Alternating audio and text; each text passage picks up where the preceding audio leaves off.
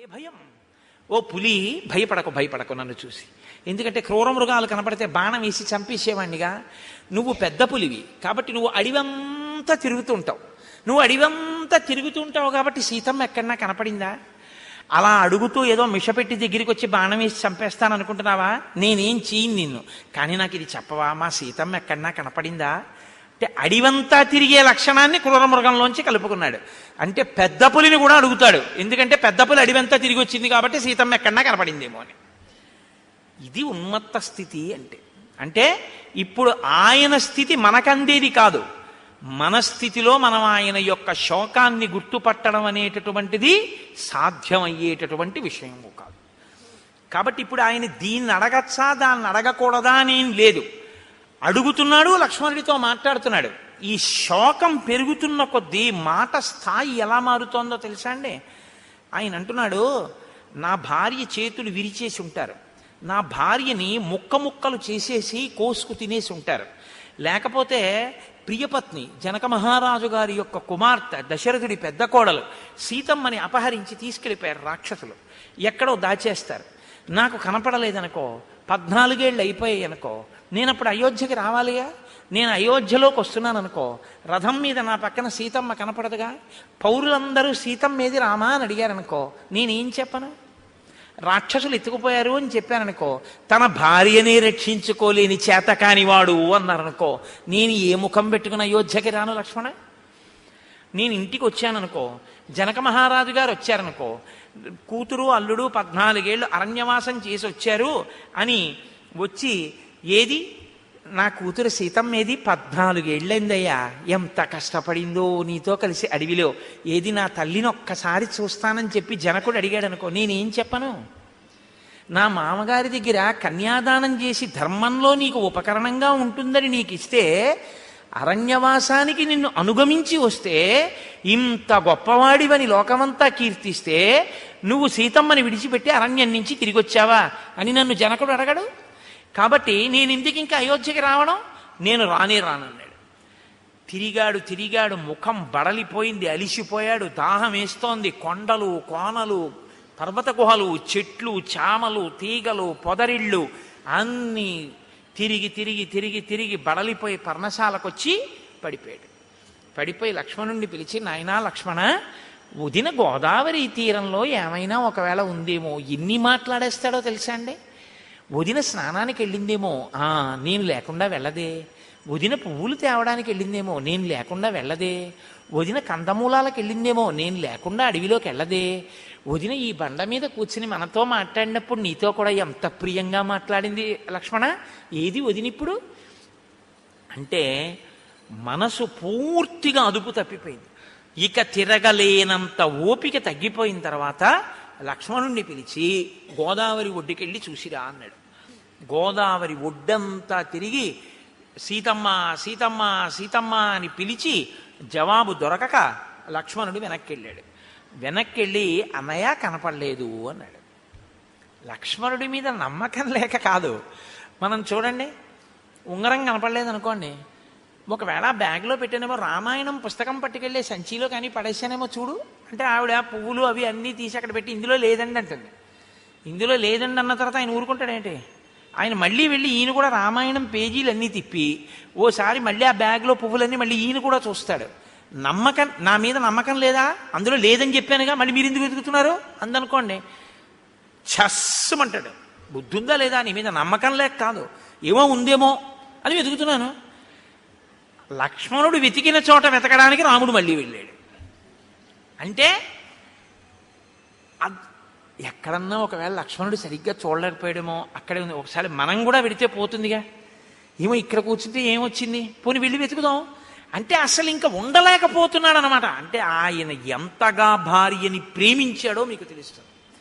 ఇప్పుడు గోదావరి ఒడ్డుకెళ్ళి మళ్ళీ గోదావరి ఒడ్డంతా తిరుగుతూ గోదావరి నదిని అడిగాడు. దీని మీద కవులు ఎంత చమత్కారం చేశారో. దీన్నడ్డు పెట్టే గోదావరికి యమునకి మధ్యలో తీర్పు చెప్పారు. కృష్ణ పరమాత్మ చిన్నపిల్లవాడిగా ఉన్నప్పుడు వసుదేవుడు తల మీద పెట్టుకుని వెడుతుంటే యమున దారిచ్చింది. గోదావరిని రామచంద్రమూర్తి నా భార్యను ఎవరు తీసుకెళ్లారని అడిగితే రావణాసురుడికి భయపడి చెప్పలేదు, కాబట్టి గోదావరి కన్నా యమునే మంచిది అన్నారు. కాబట్టి ఇప్పుడు ఆయన గోదావరి నదిని అడిగాడు. నీకు తెలుస్తుందిగా నదివి, అన్ని వేపుల నుంచి ప్రవహించి వస్తున్నావుగా, ఎక్కడ సీతమ్మ ఉన్నా నీకు తెలుస్తుంది. భూతాని రాక్షసేంద్రేణ వదార్హేణ కృతామితి నతాం శంశసు రామాయ తథా గోదావరీ నది రావణస్యతు తద్రూపం కర్మాణి చ దురాత్మనః ధ్యాత్వా భయేత్తు వైదేహీం సా నదీ న శశంసతాం. ఆ నది రావణాసురుని యొక్క భయంకరమైన రూపాన్ని మనసులో స్మరించి, అమ్మ బాబోయ్, రామచంద్రమూర్తితో రావణుడే సీతమ్మని అపహరించి తీసుకెళ్ళిపోయాడన్న మాట నేను చెప్తే వచ్చిన నీటినంతటినీ ఇంకింపచేసేస్తాడు. కాబట్టి మనకెందుకు వచ్చిన గొడవ, మనం ఏం మాట్లాడద్దు అని గోదావరి ఏమీ మాట్లాడకుండా ధ్యాత్వా భయాత్తు వైదేహీం సానది న శశంసతాం, ఏమీ మాట్లాడకుండా గోదావరి అలా ప్రవహిస్తూ వెళ్ళిపోయింది. ఆయన అక్కడ ఉన్నటువంటి జంతువులను అడిగాడు. గుంపులు గుంపులుగా పరిగెడుతున్నాయి మృగాలవి. ఆ మృగాలను అడిగాడు, మీకు తెలుసా సీతమ్మ ఎక్కడికి వెళ్ళిందని. మన శోకాన్ని జంతువులు కూడా పంచుకుంటాయి, జంతువుల యొక్క శోకాన్ని మనం కూడా పంచుకుంటాం. మీరు చూడండి, లోకంలో ఇంటి కుక్క, ఓ 6 ఏళ్ళో 7 ఏళ్ళో పెంచినటువంటి కుక్క వీధిలో అలా పడుకుని ఉందనుకోండి, ఏమి తింటలేదు, ఇంక ఉండదండి, వెళ్ళిపోతుందన్నారు డాక్టర్ గారు. ఆ ఇంట్లో వాళ్ళు అన్నం తినడం మానేసినటువంటి సందర్భాలు నాకు తెలిసి. ఈ మధ్యన మిత్రులు ఒకడు ఆ కుక్క అలా ఉందని రోజు చెప్పేవాడు, కోటేశ్వరారా కుక్క అలా ఉండిపోయిందండి అలా ఉండిపోయిందండి అంటూ ఉండేవాడు. ఆ కుక్క చచ్చిపోతే 2 రోజులు అన్నం తినరు, బెంగపెట్టుకుంటారు. మనుష్యులు కూడా జంతువులతో అటువంటి అనుబంధంతో ఉంటారు. జంతువులు వాటికి ఉంటుంది అనుబంధం. కాబట్టి ఇప్పుడు ఆ మృగాలన్నీ కూడా రాముడి యొక్క శోకాన్ని చూసి అవి శోకించేయట. కానీ అవి మాత్రం అనుకున్నాయిట, చంపితే చంపి అవతల పారేశాడు. మన్ని ఎవడోడు చంపుతాడు, ఊరుకుంటాడేంటి? ఇక్కడ ఉంటే మాత్రం రేపు పెద్దపులి తినేస్తుంది, ఎల్లుండి సింహం తినేస్తుంది, లేకపోతే ఇంకో చిరతపులి తినేస్తుంది, లేకపోతే ఓ వేటగాడు కొట్టేస్తాడు. ఎలాగో చచ్చిపోతాం అనుకున్నాయో ఏమో, అవి ధైర్యం చేసేయండి. ధైర్యం చేసి చెప్పడానికి వాటికి నోరు లేదు. వాటికి ఎలా చెప్పాలో అర్థం కాక రాముడికి అర్థమయ్యేటట్టు మూగగా సంజ్ఞ చేసేట జంతువులన్నీ. ఎలా? తాంస్తు దృష్ట్వా నరవ్యాఘ్రో రాఘవ ప్రత్యువాచ క్వ సీతేతి నిరీక్షన్ వై బాష్ప సమృద్ధయాదృశ ఏవ ముక్తా నరేంద్రేణ తే మృగా సహసోద్ధితా దక్షిణాభిముఖా సర్వే దర్శయంతో నభస్థలం. అవి ఇటువైపుగా మందగా మేత మేస్తూ పరిగెడుతున్నటువంటి జింకలు ఒక్కసారి మేత తినడం ఆపేసి బాధతో రాముడి వంక చూసి అన్ని మృగాలు కలిసి దక్షిణ దిక్కుగా పరిగెడుతూ నభస్థలం, ఆకాశం వంకిలా తలెత్తి చూపిస్తూ పరిగెడుతున్నాయి. అంటే అలా చూస్తూ పరిగెడితే పడిపోండవే, అంటే పడిపోయినా పర్వాలేదని అవి ముందుకు పరిగెడుతూ తలెత్తి పైకి ఆకాశం వంక చూపించాయిటంటే దక్షిణ దిక్కుగా అపహరింపబడింది, ఆకాశ మార్గంలో తీసుకుపోబడింది అని. రాముడు పట్టుకోలేకపోయాడు. ఎందుకు పట్టుకోలేకపోయాడు? చిత్తమునకు స్వస్థత లేదు. మనసు సరిగ్గా ఉంటే కదండి ఏదైనా పట్టుకోవడం. మనసు అల్లకల్లోలంగా ఉందనుకోండి, రామాయణం వింటున్నా చికాగ్గానే ఉంటుంది, ఇంకోటి చేస్తున్నా చికాగ్గానే ఉంటుంది. ఎందుకంటే లోపల మనసు శాంతిగా లేదు. మనస్సు శాంతిగా ఉండడమే ప్రధానం. అందుకే సనాతన ధర్మంలో మనం ఏం చేసినా ఒక్కటే చెప్తాం, శాంతి శాంతి శాంతి. నా వలన ఇంకొకరి శాంతి చెడకూడదు, అందరూ శాంతిగా ఉండాలి. ఇదే మనం సనాతన ధర్మంలో ఎప్పుడూ కోరుకుంటాం. కాబట్టి ఇప్పుడు ఆ మృగములన్నీ కూడా రాముడికి సీతమ్మ అపహరింపబడిన మార్గాన్ని చూపించాయి. ఎందుకు చూపించాలి? అలా అందరికీ చూపిస్తాయి అవి. అంటే ధర్మాన్ని ఎవడు పట్టుకుంటాడో వాణ్ణి లోకమంతా ప్రేమిస్తుంది. అవి మృగములు కానివ్వండి, చెట్లు కానివ్వండి, చామలు కానివ్వండి, ఏవి కానివ్వండి, ఎవడు ధర్మాత్ముడో వాడి యందు సమస్త భూతములు కూడా అనురక్తితో ఉంటాయి, సహాయపడతాయి. కాబట్టే అలా సహాయపడ్డాయి. అప్పుడు లక్ష్మణుడు అన్నాడు, అన్నయ్య నాకు అర్థమవుతోంది, దక్షిణ దిక్కుగా అపహరించారు ఎవరో, ఆకాశ మార్గంలో అపహరించారు. ఈ జంతువులు మనకి దారి చూపిస్తున్నాయి కాబట్టి అన్నయ్య దక్షిణ దిక్కుగా వెళ్ళి వెతుకుదాం పద అన్నాడు. దక్షిణ దిక్కుకి వెళ్ళారు. వెడితే కింద చల్లుకుపోయినటువంటి పువ్వులు కనపడ్డాయి. ఆ పువ్వులు చూశాడు రాముడు. వెంటనే అన్నాడు, అభిజానామి పుష్పాణి తానీమానీహ లక్ష్మణ పినద్ధానీహ వైదేహ్య మయా దత్తాని కాననే. లక్ష్మణ, ఈ పువ్వులు నేను తీసుకొచ్చినవే వదినికి. భర్త చేసేటటువంటి అత్యంత అనురాగపూరితమైనటువంటి చేష్టితములలో ఇదొకటి కదండి. భార్యకి పువ్వులు తెచ్చి పెట్టడం అనేటటువంటిది ఒకటి. భర్తకి ఏం వండి పెట్టిందో బాగా జ్ఞాపకం పెట్టుకోవడం భార్యకి. మీరు గమనించండి, నిన్నను మల్లెపూలు తెచ్చాను కదా, అందుకే ఇవాళ జాజిపూలు తెచ్చానంటాడు ఆయన. మరోలా నన్ను అర్థం చేసుకోవద్దు. మీరు దాన్ని పరమ పవిత్రంగా మాత్రమే వినవలసి ఉంటుంది. నేను హేయంగా అర్థం లేని ప్రసంగాలు, చాలా లేకి మాటలు రామాయణం చెప్తూ కాదు, ఎప్పుడూ మాట్లాడవలసిన అగత్యం నాకు లేదు. పురుషుడి ప్రీతి అది. ఆయన ప్రీతితో ఆయనకి జ్ఞాపకం ఉంది. ఆవిడికి ఏది ప్రీతి? ఆయన శరీరాన్ని పోషించుకుని ఆయన ఆరోగ్యంగా సంతోషంగా ఉండాలని ఆవిడ కోరుకుంటుంది. కాబట్టి ఆవిడంటుంది, వంకాయ కూర చేయవాయ్ అన్నాడు అనుకోండి, మొన్ననే కదండి చేశాను, ఎన్ని మాటలు చేసినా నీ చేతి బాగుంటుంది లేవాయ్ అంటాడు. అలా కాదు, మీకు ఇవాళ ఏదో బీరకాయ ధనియంకారం పెట్టి వండి పెడతాను. ఆయన శరీరాన్ని పోషించడానికి ఆవిడ తాపత్రయపడుతుంది, ఆవిడ సంతోషంగా ఉండడానికి ఆయన తాపత్రయపడతాడు. అది దాంపత్యం అంటే. ఏమి దాంపత్యం చూపిస్తారండి మహర్షి? కాబట్టి అభిజానామి పుష్పాణి, లక్ష్మణుడితో అంటున్నాడు, ఈ పువ్వులు నాకు తెలుసు లక్ష్మణ, ఇవి చెట్ల నుంచి పడినవి కావు. తానీ మానీహ లక్ష్మణ పినద్ధానీహ వైదేహ్య మయ దత్తాని కాననే. అడవిలో నేనే ఈ పూలు తీసుకొచ్చి సీతమ్మకి ఇచ్చా తల్లో పెట్టుకోమని. నేను తెచ్చి ఇవ్వగానే నేను తెచ్చానని ప్రీతితో సీతమ్మ సిగలో పెట్టుకుంది. నాకు ఇంకొకటి కూడా అర్థమవుతోంది లక్ష్మణ, ఈ పువ్వులు తొందరగా వాడిపోయే స్వభావం ఉన్న పువ్వులు. కొన్ని పువ్వులు చూడండి చాలా తొందరగా వడిలిపోతాయి. పువ్వుల్లో కూడా చాలా చిత్రం ఉంటుంది. కొన్ని పువ్వులు ఇలా ఏదో వ్యాయామం చేసేవాళ్ళు భుజాలు ఇలా వెనక్కంట తిప్పినట్టు బాగా ఇలా బద్దలైపోయినట్టు విచ్చుకుంటాయి. మందార పువ్వు చూడండి ఇలా విచ్చుకుంటుంది. ఎంత విచ్చుకుంటుందో తన శరీరాన్ని విడిచిపెట్టేటప్పుడు అంత ముడుచుకుపోతుంది. అంత విచ్చుకోవడం అంత ముడుచుకోవడం మందార పువ్వు లక్షణం. అందుకే మందార పువ్వుని ఈశ్వరుడి దగ్గర పూజ చేస్తే భయమే వేస్తుంది మర్నాడు. ఎందుకో తెలుసా అండి? మీరు మందార పువ్వుని తీసుకెళ్ళి ఇలా స్వామి పాదాల దగ్గర పెట్టారనుకోండి, అంగుష్టమాత్ర విగ్రహాన్ని కదా పూజ చేస్తాం, బొటనవేలంత విగ్రహాలే ఉంటాయి పూజామందిరంలో. ఇది ముందు రోజు చక్కగా ఇలా గొడుగులా పడుతుంది. మర్నాడు ఏం చేస్తుందో తెలుసా? ఆ స్వామిని అలా పట్టేసుకుని దాంట్లోంచి వచ్చినటువంటి కేసరములతో పుప్పుడితో కూడినటువంటి ఆ తీగతోటి పాదాలని పట్టుకుంటుంది. మీరు నిర్మాల్యమే కదా అని ఇలా తీశారనుకోండి, అది స్వామిని కూడా లాక్కొస్తుంది. నాకు అనిపిస్తుంది, తన ప్రాణోత్క్రమణ సమయంలో తన శరీరం బిగిసిపోయేటప్పుడు ఎన్ని కోట్ల జన్మలెత్తానో ఏ శవం మీదో పడిపోకుండా, ఈశ్వరా మీ అనుగ్రహంతో మీ పాదాల దగ్గర ప్రాణం విడిచిపెడుతున్నాను అని ఇది ఎంత గట్టిగా ఈశ్వరుణ్ణి పట్టుకుని ప్రాణం విడిచిపెట్టేసిందో, ఈశ్వరుడు ఎంత వశమైపోయాడో దీనికి. దీన్ని తీస్తే ఆయన కూడా కదిలిపోతున్నాడు అనిపిస్తుంది. ఒక్కొక్క పువ్వు అలా ఉంటుంది. ఒక్కొక్క పువ్వు తొందరగా మీరు కొద్దిగా అజాగ్రత్తగా పట్టుకుంటే గులాబీ పువ్వు రేకులన్నీ విడిచిపెట్టేస్తుంది. ఒక్కొక్క పువ్వు తొందరగా వడిలిపోతుంది. ఇలా పట్టుకున్నంతసేపు ఉండదు, వడిలిపోతాయి కొన్ని పూలు. అలా తొందరగా వడిలిపోయేటటువంటి స్వభావం ఉన్నవి పువ్వులు ఎండలో పడి ఉంటే. కానీ మన్యే సూర్యశ్చ వాయుశ్చ మేదినీచ యశస్విని అభిరక్షంతి పుష్పాణి ప్రకుర్వంతో మమ ప్రియం.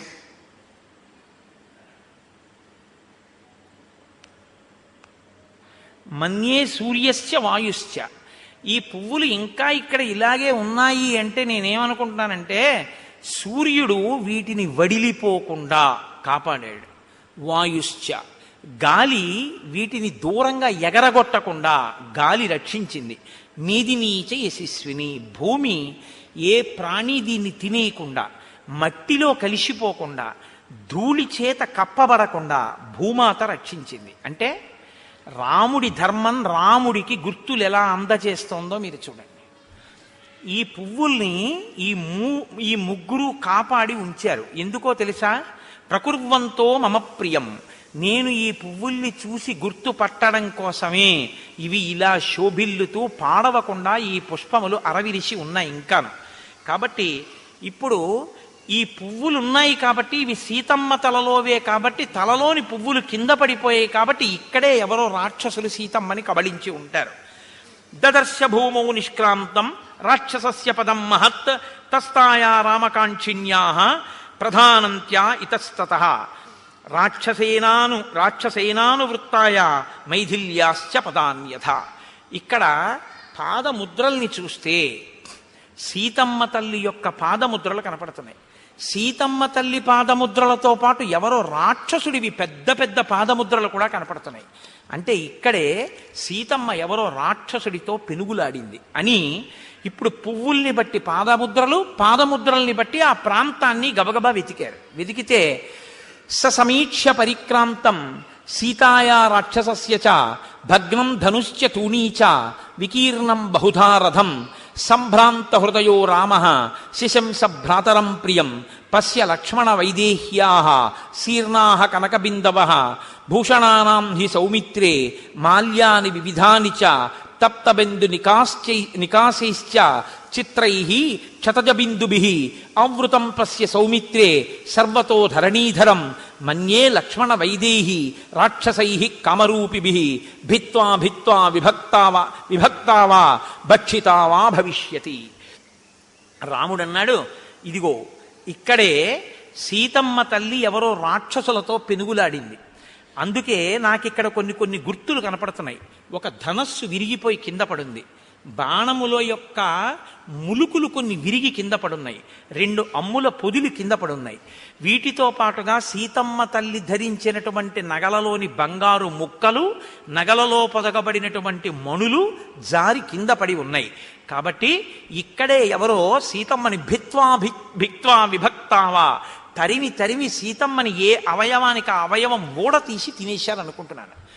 అంటే ఎక్కడ ప్రేమ ఎక్కువ ఉంటుందో అక్కడ ఎక్కువ ప్రమాదాన్ని శంకిస్తుంది. మీరు ఎప్పుడు ఇది గుర్తుపెట్టుకోండి. ఎక్కువ ప్రేమ ఎక్కడ ఉంటుందో అది ఎక్కువ ప్రమాదాన్ని శంకిస్తుంది. అందుకే తల్లి అందరికన్నా ఎక్కువగా కదిలిపోతుంది లోకంలో.